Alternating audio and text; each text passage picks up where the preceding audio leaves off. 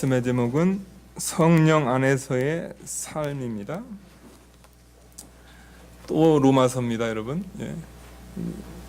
로마서 이렇게 자주 하게 되는데요. 어떤 신학자가 성경을 이렇게 귀한 이 반지로 이렇게 비유를 하자면은 로마서를 제외한 다른 성경은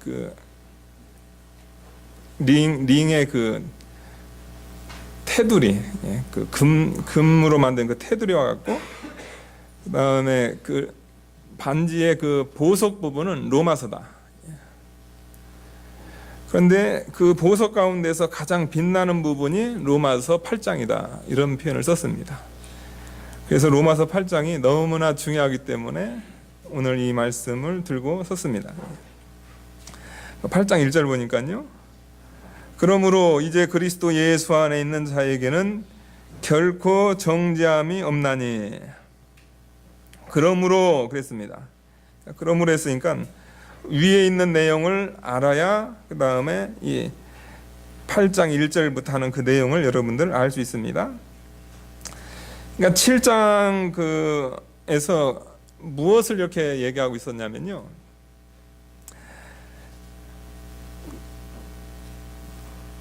인간이 아니고 성도의 신자의 내적 갈등에 대해서 이렇게 말씀한 것이 윗부분입니다. 그러니까 성도, 예수님을 믿는 성도는, 예수님을 믿는 거룩한 자에게는 뭐가 있냐면 내적인 갈등이 있다 겁니다. 그러니까 이 말씀을 전제해 가지고 그럼 예수님 안 믿는 사람은 내적 갈등이 없다는 겁니다. 그럼 예수 안 믿는 사람들은 고민 안 하고 사는가? 그들도 고민을 하죠. 근데 그 고민이 이 성도가 가지고 있는 그런 하나님을 기쁘시게 하고 또 하나님에 관한 그런 것에 대한 내적 갈등이 아니고 어떻게 잘 먹고 잘 살고 그 다음에 어떻게 재밌게 살고 어떻게 손해 안 보고 살까, 그런 내적 갈등. 그러니까 불신자에게는, 예수 믿기 전 성도에게는 뭐가 있냐면 인간의 죄성, 태어날 때부터 가지고 나오는 죄성, 부패성만이 있다는 거죠. 그렇기 때문에 성도가 가지는 그런 내적 갈등은 그들은 있지 않다. 그런데 예수님을 믿는 그 순간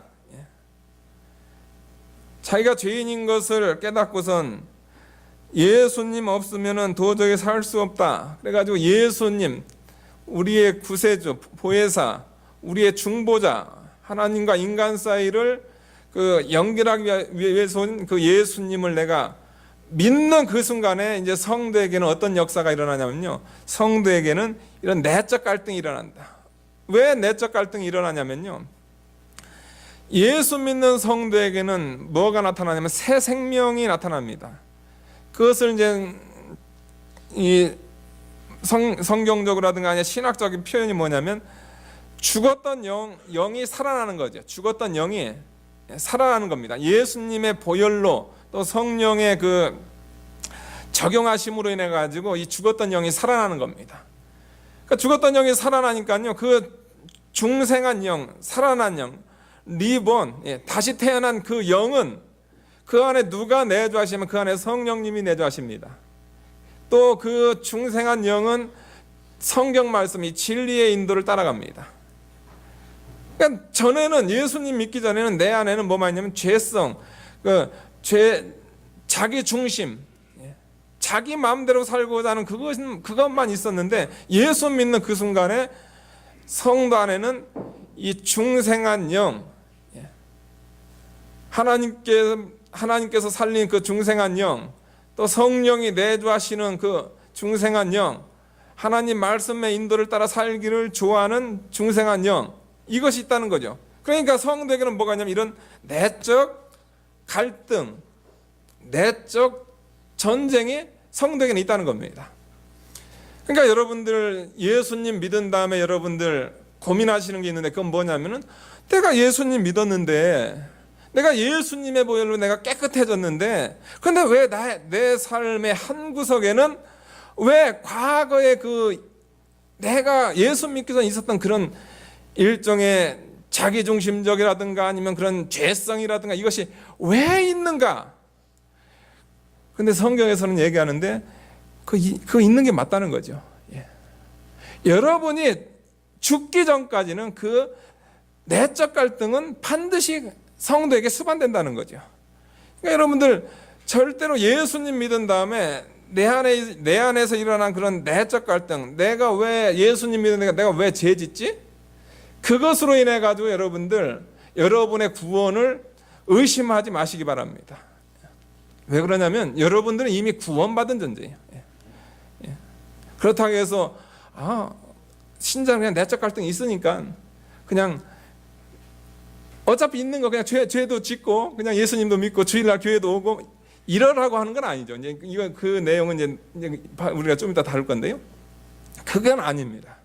그건 아닌데 우리 성자의 그 내적 갈등은 우리 신자의 내적 갈등은 그것은 하나님께서 부패성 있는 그 인간을 예수님 믿게 함으로 인해 가지고 나타나는 것은 너무나 당연한 거다.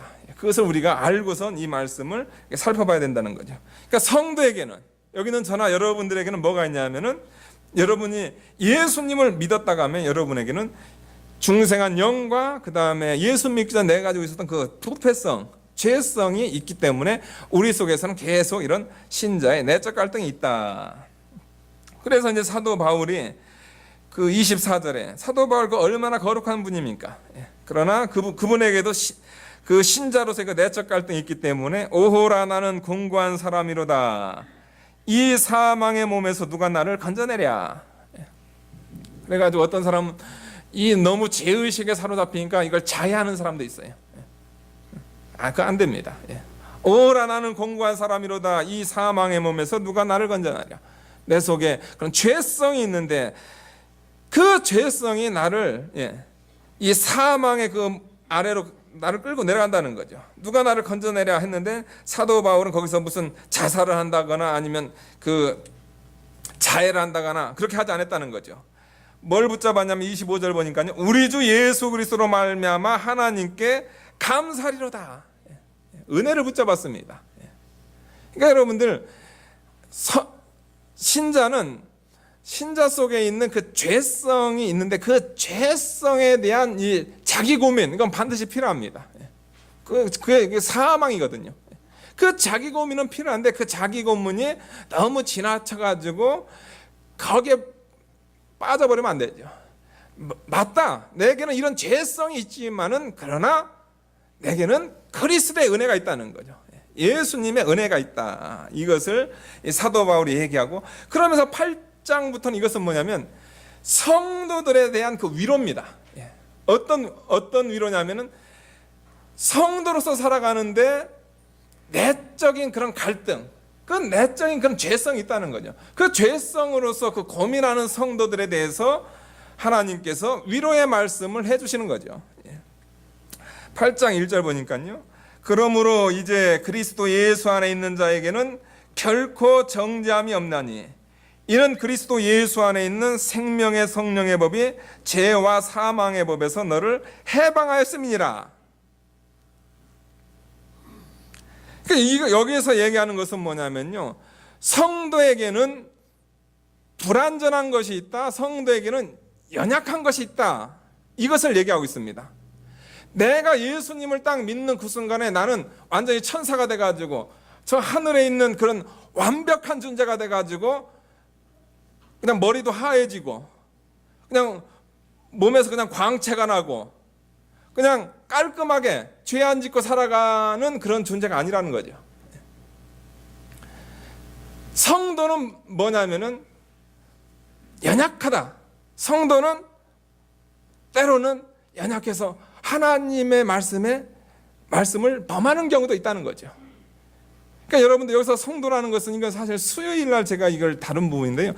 여기서 성도라는 것은 여러분들 이것은 하나님의 은혜로 중생함을 받은 중생한 영을 가리키는 게 아니고요. 그 중생한 영을 소유한 성도라는 거죠. 성도가 왜 불완전합니까? 중생한 영은 하나님으로 된 거기 때문에, 은혜로 받은 거기 때문에 그것은 완전한 생명체입니다. 완전한 겁니다. 그런데 성도에게는, 사람 성도에게는 그 완전도 있지만은 그 다음에 죄성도 있다고 했잖아요. 그것이 있어가 내면적 갈등이 있다고 했잖아요. 그러니까 그런 갈등 가운데서 우리 성도 같은 경우에는 연약한 모습이 나타난다는 거죠. 그러니까 성경에서는 그걸 인정을 했다는 겁니다. 너희가 죽을 때까지 너희는 그 완전에서는 너희는 해방될 수 없다는 거죠. 늘 사도 바울도 그 얼마나 거룩한 분입니까? 그런데도 그분도 전에보다는 엄청난 성화를 이루었지만은 그래도 그 안에 내면에는 아직도 그 육체의 그런 것에 의해서 이 고통을 당했다는 거죠. 그러니까 우리 성도에게는 뭐가 있냐면, 이런 우리에게는 이 육체로 인한 내적 갈등으로 인한 그런 연약성이 있다, 이것을 전제로 한다는 겁니다. 그러면서 그런 연약성 있는 성도가 어떻게 됩니까? 여러분, 연약성이 있게 되면은 율법이라든, 그러니까 행위를 주장하는 사람들은요, 그 연약성은 용납을 못 합니다. 왜 그러죠? 율법은 뭘 요구하냐면 완전을 요구합니다. 완전. 하나님의 법, 율법은 완전을 요구해요. 그러니까 그 율법에 비춰봤을 때 성도의 연약성은, 그것은 완전하지가 않아요. 그러니까 그 율법의 정죄 아래 들어가는 거죠. 그런데 그 율법의 정죄에서 성도들은 어떻게 됩니까? 성도의 위로가 뭐냐면요, 은혜가 있다는 겁니다. 은혜. 여러분들, 제가 지금 무슨 말 하시는지 아시겠죠? 우리에게는, 성도에게는 이 내적 갈등에 의해서 우리가 연약해서, 우리가 약해서 우리가 죄를 짓는다는 거죠. 그런 연약한 모습이 나타난다는 거죠.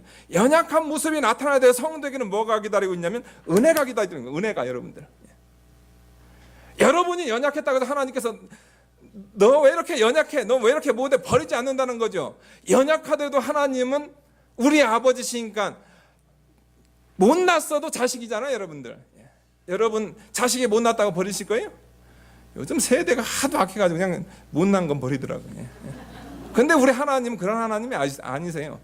우리 하나님은 아무리 못났어도 예수님의 보혈로 여러분을 샀으면요, 여러분의 그 연약성을 예수님의 그 은혜로 다 그냥 커버해 주신다는 거죠. 하나님의 자녀 삼아 주신다는 거죠. 그런 것이 우리 속에 있다. 은혜가 우리 속에 있다. 그러면서 이제 거기서 하나 더 얘기하는 것은 뭐냐면, 성도에게는 중생이라는 것이 있다는 거죠. 너희 속에는 하나님께서 이루는 중생이라는 것이 있다는 겁니다. 이거는 뭐 영원히, 이건 왜 그러냐면, 이건 성부가 계획했고 성자가 성취했고 그 다음에 성령님께서 적용한 게, 삼위일체 하나님께서 적용한 거기 때문에, 이 중생, 우리 성도에게는 이 중생한 영은 이건 영원성을 가지고 있거든요. 너희 중생했는데 하나님께서 너희가 연약했다고 해서 너희를 버리지 않는다는 거죠. 너희를 무슨 지옥에 보내지 않는다는 거죠. 그러니까 여러분들, 이 신자의 이 내적 갈등, 요걸, 이 신자의 내적 갈등 안에, 이걸 통해서 여러분들이 깨달아야 될 것은 뭐냐면, 여러분들은 절대 하나님의 버림을 받지 않는다는 거죠. 하나님은 여러분의 그 연약함이 있지만, 그러나 하나님은 그 연약함을 예수 그리스도의 은혜로 여러분을 다 용서해 주시고 여러분을 복된 존재로 만들어 나간다는 거예요. 그런데 우리가 거기서 그걸 그냥 이용해가지고 우리는 은혜 받았네? 우리는 그냥 버림받아야 되지 않네? 해가지고 만약에 우리가 그래, 그럼 나 과거 육체대로 산다.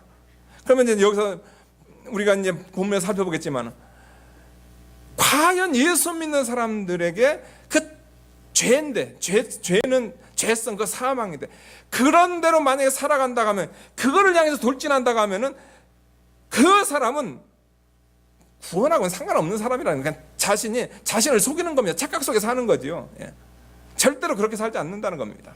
구원받은 성도에게는 반드시 뭐가 나타나냐면은 그 안에 중생한 영이 있기 때문에 조금이라도 뭐가 나타나면 이 생명의 빛이 나타난다. 그러니까 여러분들, 우리가 생명의 빛을, 우리가 예수 믿은 다음에 100% 생명의 빛을 발사는 못합니다. 왜요? 우리에게는 내적 갈등이 있기 때문에. 그런데 예수 믿은 다음에 우리 속에 중생한 영이 성령의 인도를 따라서 그 다음에 중생한 영이 말씀을 따라서 우리가 예수 믿기 전보다 우리가 하나라도 그 생명의 빛을 발산하는 그 사람은 뭡니까? 그 사람은 구원받은 사람입니다. 그 안에게는 중생한 영이 있는 하나님의 사람입니다.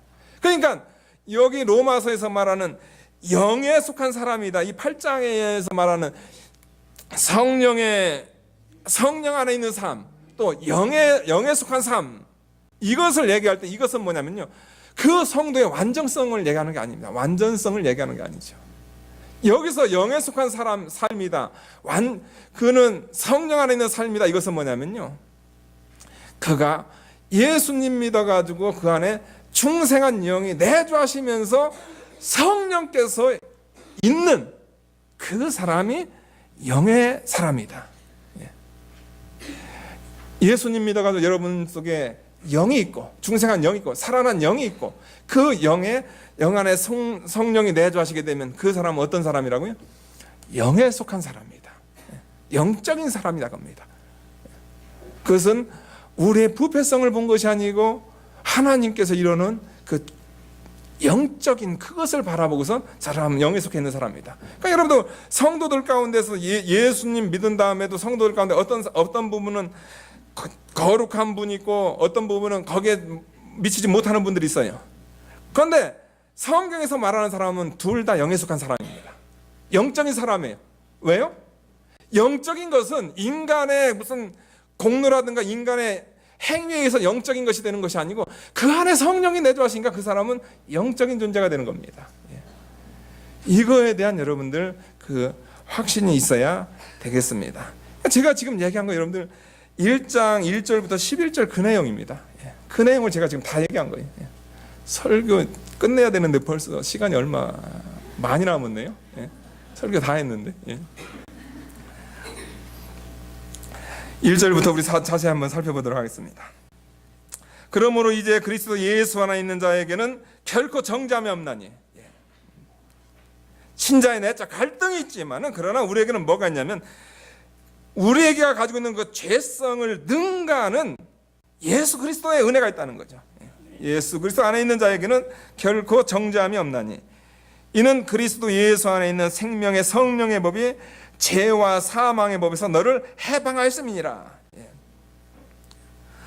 우리 속에 있는 죄와 사망의 법이 아직도 가지고 있습니다. 그러나 예수 그리스도 안에 생명의 성령의 법이 우리를 거기서 해방시켰습니다. 우리는 법적으로 우리는 해방된 존재입니다. 율법이 육신으로 말미암아 연약하여 할 수 없는 그것을 율법이 육신으로 말미암아 연약하여 할 수 없는 그것은 뭐냐면요, 해방이거든요. 죄와 사망의 법에서 해방을 얘기하는 겁니다. 그런데 율법은 연약해가지고 그걸 못한다는 거죠.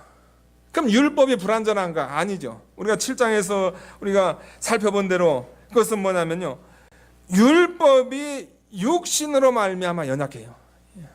율법은 이건 하나님의 법이기 때문에 이건 완전한 겁니다. 완전한 법이에요. 율법만 만족시키면요, 하나님께서 그 사람을 의인이라 얘기합니다. 그런데 문제는 뭐냐면 인간 육신이 문제라는 거죠. 인간 부패성이 문제라는 거죠. 그러니까 아담 이후로 예수님을 제외한 모든 인간은 율법에 의해서가 율법 때문에 의인이 못 되는 것이 아니고요, 자기 부패성 때문에 의인이 못 됩니다. 그러니까 율법은 인간이 할 수 없는 걸 요구합니다. 그런데 많은 율법주의자들이, 율법주의자라는 것은 여러분들 이것은 하나님의 율법을 정말 그 율법을 바로 하는 그런 율법주의자가 아니고요, 율법을 지켜서 행위 구원을 얻으려는 그런 율법주의자들 얘기하는 겁니다. 그런 율법주의자들이 내가 율법을 지켜서 내가 의로하지 하면 그 얼마나 어리석습니까? 왜 그러냐면 인간은 불가능하기 때문에, 육신은 불가능하기 때문에 율법을 지켜서 의를 이룰 인간이 하나도 없습니다. 그러니까 율법이 육신으로 말미암아 연약해요. 그러니까 율법은 문제가 없는데 인간이 문제라는 거죠. 그러니까 인간이 문제이기 때문에 율법이 인간에게는 아무 소용이 없는 거죠. 그러니까 있으나마나한 거죠. 예. 율법이 인간 구원하는 데는 아무 의미가 없다는 겁니다. 그래서 그런 의미에서 연약하다. 예. 여기서 연약하다는 것은 뭐냐면 어느 정도 연약한 것이 그러니까 어느 정도는 성취할 수 있는데 어느 부분이 연약해서 못한다 이것이 아니고 절대 안 된다는 겁니다. 절대 안 돼요. 율법이 육신으로 말미암아 연약할 수 없는 그것을 하나님은 아시나니 곧 죄를 인하여 자기 아들을 죄 있는 육신의 모양으로 보내어 육신의 죄를 정하사. 인간 바라보니까요, 이 아담과 하와 이 선악과를 따먹고 인류가 타락하는 그 순간에 인간에게는 그 번죄, 원죄, 또 자범죄, 죄로 그냥 꽉 차 있습니다. 그러니까 인간을 딱 바라보니까요, 인간에게는 소망이 없어요. 전적 타락, 전적 무능입니다. 도저히 뭐 어떻게 할 수가 없어요. 그러니까 하나님께서 야 이거 율법 가지고는 안 되겠다. 인간에게는 율법 가지고서 인간은 더 이상 구원해 받을 수가 없겠다 해가지고 하나님께서 하신 것이 있다는 겁니다. 율법이 안 되는 것을 하나님은 하시나니 그것이 뭐냐면요, 그 죄를 인하여 인간의 죄 문제, 그 죄를 인해 가지고 자기 아들, 하나님의 아들 독생자 예수님, 죄 있는 육신의 모양으로 죄인들 구원하셔야 되기 때문에 그 얼마나 비참한 인간입니까? 그런데 제2위 성자 하나님이요, 그 죄 있는 모양으로, 예수님은 죄가 없지만은 인간의 몸을 입었기 때문에 그거 자체는 뭐냐면 꼭 죄 있는 왜냐면 죄인이 인간을 구원하고 그 죄인하고 예수님하고 뭐 다른 게 하나도 없거든요. 예수님은 참 사람이셨거든요. 죄만 없으셨지. 그러니까 죄 있는 육신의 모양으로 보내요 육신의 죄를 정하사. 예수님께서 율법의 행위로는 도저히 구원받을 수 없는 인간들이기 때문에 하나님께서 누굴 보냈냐면 예수 그리스도를 보냈다는 거죠. 예수님을 보내가지고 예수님을 통해서 인간의 죄를 다 도말했다는 겁니다. 십자가상에서 다 도말했다는 거죠. 그래서 하나님께서는 율법은 육체로 말미암아, 율법이 육체로 말미암아 연약해서 도저히 인간은 행위로 율법으로 구원을 못 받기 때문에 하나님께서 한 방법을 택했네. 그것은 뭐냐면 은혜라는 방법을 택했다는 거죠. 예수 그리스도라는 그분을 택했다는 거죠. 그러니까 여러분들 이제 순서를 이제 우리가 정확히 알아야 됩니다. 순서가 어떻게 되냐면요, 맨 위에가 뭐냐면요, 은혜의 법입니다. 맨 위가 은혜의 법입니다. 맨 밑에가 무슨 법이 있을까요, 여러분들? 맨 밑에가 사망의 법이 있습니다. 율법은 어디냐면, 율법은 은혜의 법하고 사망의 법 가운데 있습니다. 이거 여러분들 이걸 아셔야 돼요.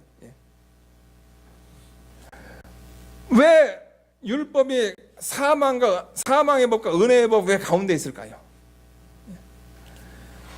율법은 하나님의 법입니다. 이것은 완전합니다. 그런데 타락한 인간으로서는 이거 가지고는 구원이 안 되기 때문에 이 율법 위에 은혜의 법, 예수 그리스도 하나님께서 정하신 은혜의 법이 있는 거죠. 그러니까 은혜의 법을 받은 사람하고 이 율법하고 만나면 어떤 일이 일어날까요, 여러분들? 어떤 일이 일어나겠죠, 여러분들?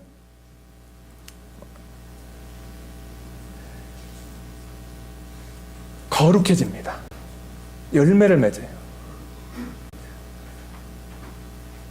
왜 그러냐면 율법은 사단이 준 게 아니고 하나님이 준 거기 때문에 은혜를 받은 자하고 하나님의 법, 율법이 만나면요, 인간은 거룩해집니다. 이미 구원받은 자가, 이미 중생한 성도가 성화를 이뤄나가는데 정말로 아름다운 사람으로, 죽기 전에 100%는 아니지만 almost 예수님 닮아가는 거죠. 그 다음에 이 율법이 죄의 법하고 만나면 어떻게 될까요, 여러분들? 죄의 법이 육체를 얘기하는 죄의 법하고 딱 만나는 순간 어떻게 될까요? 사망만 났습니다. 사망. 왜 그러냐면 율법은 완전을 요구하기 때문에요, 육체의 법하고 딱 만나는 순간에 너 이거 잘못했네, 너 이거 잘못했네, 이거 잘못, 너 죽어야 되겠다. 죄의 삭은 사망이니까. 예. 그래서 율법은 어디 위치하냐? 율법은 가운데 위치합니다. 율법이 육신으로 말미암아 연약하여 할 수 없는 그것을 하나님은 하시나니 그 죄를 인하여 자기 아들을 죄 있는 육신의 모양으로 보내어 육신의 죄를 정하사 육신을 쫓지 않고 그 영을 쫓아 성령을 쫓아 행하는 우리에게 율법의 요구를 이루어지게 하려 하심이니라. 예수 믿는 우리에게는 육신을 쫓지 않고 성령을 쫓아가지고 율법의 요구를 이루었다는 거죠. 그럼 율법의 요구를 이뤘다는 이것은 뭘까요? 율법을 만족시켰다는 거죠. 누가 만족시켰죠, 여러분들? 우리가 나 이제 예수님 믿었으니까 내가 이제 열심히 해서 율법을 만족시켰습니까? 아닙니다. 율법을 이룬 것은 뭐냐면요, 예수님의 공로밖에 없습니다. 그러니까 여기서 율법의 요구를 이루어지게 하심이니라, 여기서는 이건 죄 용서를 가리키는 겁니다. 여러분 거기 밑에다 쫙 죽을고요. 그것은 죄 용서입니다. 예수님께서 십자가 부활을 통해서 이루는 그 구원을 성령님께서 영을 쫓아 행하는 성령을 따라가는 그 사람들에게 죄 용서의 은혜를 주신 율법의 요구를 이루게 하신 그것이다, 이것을 얘기하고 있습니다. 1절부터 4절 여러분 얼마나 은혜가 됩니까? 여러분의 연약성, 그것 가지고 우리가 고민은 해야 됩니다. 그렇다고 해서 그 연약성이 여러분의 구원을 무너뜨리지 않습니다. 왜 그러냐면 우리에게 기다리고 있는 것은 하나님의 은혜, 예수 그리스도의 은혜가 여러분을 감싸고 있기 때문에 여러분의 그 연약성까지도 예수님께 그걸 짊어지고 십자가에 죽으셨다는 거죠. 5절입니다. 그럼 도대체 그 육체, 이 육신은 무언가? 이제 그걸 이제 좀 얘기하고 있습니다. 5절입니다. 육신을 쫓는 자에게는 육신의 일을, 영을 쫓는 자는 영의 일을 생각하나니 육신의 생각은 사망이요 영의 생각은 평안이니라. 사도 바울은 육신과 영을 이렇게 비교하고 있습니다. 사도 바울이 왜 여러분들 이렇게 어떤 데서 맨 나중에 이런 비교를 할까요? 이것은 뭐냐면요, 이 잘못된 그런 구원관에 빠져가지고 이 자신에게 있는 그 육신을 이렇게 예수 믿은 다음에 자신에게 있는 그 육체 부패성, 예수 믿게 한 육체 부패성에 대해서 민감하지 않은 자들을 경고하기 위해서입니다. 예수 믿으면 다 한 줄 알아요. 예수 믿으면 다 한 줄 알아요. 맞습니다. 우리가 구원은 예수님의 은혜로 되는 겁니다. 그런데 예수 믿는 우리에게는 뭐가 있냐면 우리 속에는 죄성이 있다는 거죠. 그 죄성을 하나님의 법에 통해서 그것을 억제하고 그것을 내 안에서 역사하지 못하게 하지 않으면 여러분의 구원은 다 망가집니다. 그래가지고 성경에 그런 표현을 썼잖아요. 불 가운데서 얻은 구원, 거의 지옥 갈 뻔하다가 얻은 구원입니다. 왜 그러냐면요, 중생한 영이 있고 그 다음에 이 죄성이 있는데 이 죄성에 대해서 민감하지 않았다는 거죠. 그러니까 이 죄성은 뭐냐면 이것은 사망입니다. 그러니까 요거에 대해서 신경을 안 쓰니까 중생한 영은 있습니다. 그 안에 예수님에서 중생한 영이 있다는 거죠. 그런데 이제 요거에 대해서 신경을 안 써버리니까 구약 이스라엘을 따지면요, 가나안 땅에 들어갔는데요, 이스라엘 백성들이 가나안 땅에 들어갔습니다. 약속의 땅 가나안 땅에 들어갔죠. 가나안 땅에 들어갔는데 그 사사시대 보게 되면요, 가나안 땅의 주인이 바뀌어버렸어요. 여호수아, 예수님을 통해 가지고 여호수아는 예수님의 구약적인 표현입니다. 그 이름하고 또 예수와 여호수아, 예수 같은 겁니다. 아니 그냥 가가지고 그냥 가나안 땅을 싹 정복했어요. 정복한 다음에 이제 12지파로 나눠져 가지고 너희가 거기서 하나님을 의지하고 거기 있는 가나안 7족속을 물리쳐라 했어요. 그런데 어떻게 하냐면요, 하나님 제대로 섬기지 않고 그걸 못 물리쳐요. 그러니까 뭐가 되냐면 어떻게 되냐면요, 가나안 7족속이 이스라엘 백성들을 억압합니다. 그래가지고 가나안 7족속들이 세력을 써가지고 하나님의 사람들이 땅굴 파고 막 산에 도망가서 살고 그렇게 산단 말이에요. 얼마나 비참함. 그랬을 때 이제 그들이 자신의 비참함을 갖다가 하나님께 부르짖으니까 하나님께서 또 다시 보내주세요. 사사를 보내가지고 그들을 회복시켜줍니다. 성도도 똑같습니다. 아무리 영적으로 실패해서 그 사람은 하나님의 사람입니다. 그런데 그 인생은 뭐죠? 육체의 죄성을 컨트롤 안 했기 때문에 비참한 인생을 사는 거죠. 그래서 신약적인 그 구원관에는 불 가운데서 얻은 구원, 구원은 받습니다. 중생은 인간의 공로에 의해서 되는 것이 아니고 하나님의 것에 의해서 됐기 때문에. 그런데 하나님께서 여러분을 구원시키신 다음에 왜 이 땅에 왜 두셨는가? 그것은 뭐냐면 이 죄성과 싸우는 그런 일을 해라. 죄성과 싸운 만큼 그것이 여러분의 실력이 돼가지고 그것이 하늘나라에서 영원토록 여러분의 누릴 상급입니다. 여러분들, 우리가 예수 믿는 여러분 성도가 집 사는데 신경 쓸 이유가 있을까요? 직장에서 내가 상사에게 내가 그냥 그 직장 안 쫓겨나려고 신앙 팔면서 그렇게 할 이유가 있을까요? 우리가 해야 될 것은 뭐냐면 여러분들, 내 속에 있는 죄성 물리치는 거, 이것이 성대할 일입니다. 육신의 생각은 하나님과 원수가 되나니. 육신은 하나님과 원수고요, 육신의 생각은 사망이고요, 육신에게 있는 자는 하나님을 기쁘시게 할 수가 없고요, 육신은 하나님의 굴복도 할 수 없습니다. 예수 믿었다고 하면서 육신으로 나간다, 이건 있을 수 없는 거죠.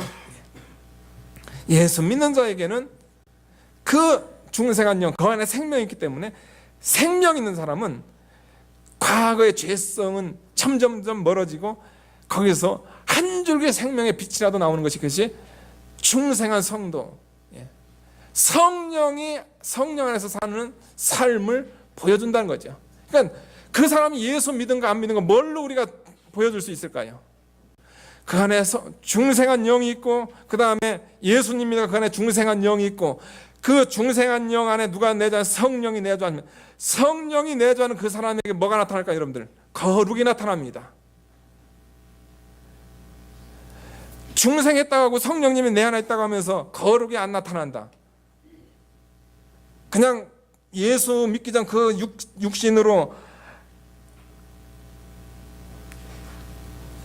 육의 생각은 사망, 육신의 생각은 하나님과 원수, 육신의 생각은 하나님의 법에 굴복지 않는 것, 육신에 있는 자는 하나님을 기쁘시게 할 수 없는 것, 그것으로 계속 나간다면 과연 그 사람을 과연 구원받은 자라 그걸 어떻게 얘기할 수 있겠습니까? 그러니까 사도 바울은 여기서 육신의 것은 하나님과는 완전 반대다, 이것을 얘기하고 있습니다. 여러분들 명심하시기 바랍니다. 그러니까 여러분들, 위로했다가 강하겠다가 또 9절에는 또 위로합니다. 무슨 위로일까요? 너희에게는 완전성을 요구하지는 않는다는 거죠.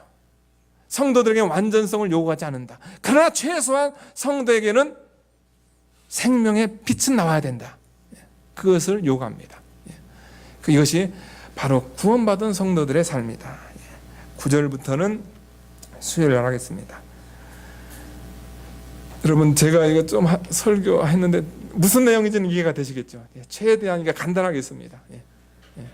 여러분들, 그 뒷얘기가 궁금하시면 수요예배 참석하시기 바랍니다. 기도하시겠습니다. 거룩하신 하나님 아버지, 너무나 감사합니다. 죄로 말미암아 영원히 지옥 형벌을 받을 수밖에 없는 인간, 그것이 원죄든 자범죄든 상관없습니다. 우리 인간은 이미 죄로 완전 전적 타락했고 전적 무능했습니다. 그런 인간들이 구원을 받으려고 행위를 그렇게 얘기합니다. 그러나 이미 무능한 인간은 율법이 온들, 하나님의 법, 율법이 온들 그거 가지고는 구원을 못 받습니다. 그래서 하나님께서 생각하신 것이 당신의 아들 독생자 예수님 보내시는 가장 큰 은혜, 이 은혜 주셔서 그 은혜를 통해서